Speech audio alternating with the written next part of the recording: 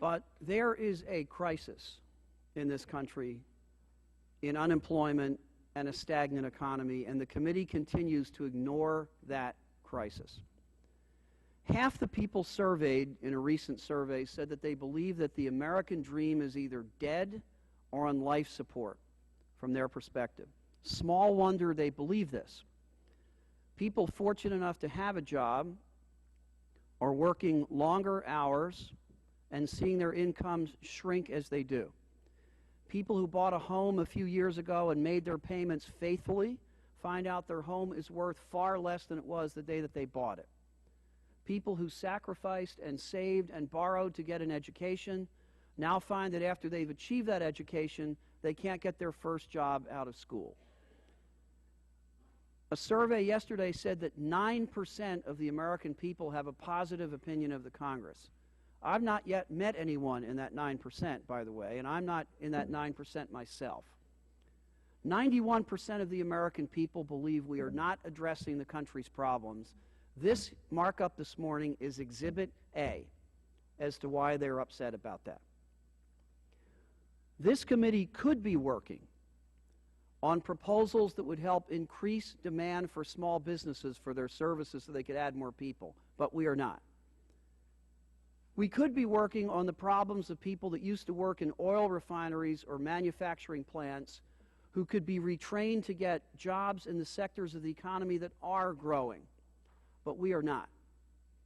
The committee this morning could be focusing on promising areas of research and development that could grow and have American companies and businesses export their products to the rest of the world, but we are not. We are engaged in what is almost a metaphysical dispute about regulations that the National Labor Relations Board is using, or putting into place, I should say. So I not only think that this amendment is the wrong policy, it's the wrong bill, it's the wrong issue on the committee's agenda. The real job creators in this country are small employers with 50 or fewer employees. They create 2/3 of the jobs in this country. Members of our caucus have spent the last 30 days listening and meeting with about 2,000 of those job generators. Here's what they have told us. We need more customers in our stores and businesses. We're having a hard time borrowing money if we believe we have the chance to expand. We're having a hard time finding skilled workers to fill the jobs we can create. And yes, some of them are raising regulatory issues that we should be addressing and fixing. But to spend this precious time, I would also note for the record, the majority plans 15 more legislative days between now and the rest of the year. 15 days.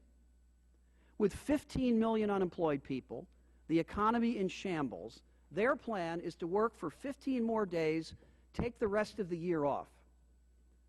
Well, a lot of other Americans have the rest of the year off too, involuntarily. Involuntarily. So we'll proceed with this markup, and the majority will vote their way, and we will object to what happens. We are missing the point. We should be working together to put Americans back to work. That's what's wrong with this substitute. That's what's wrong with this bill, and that's why I oppose it.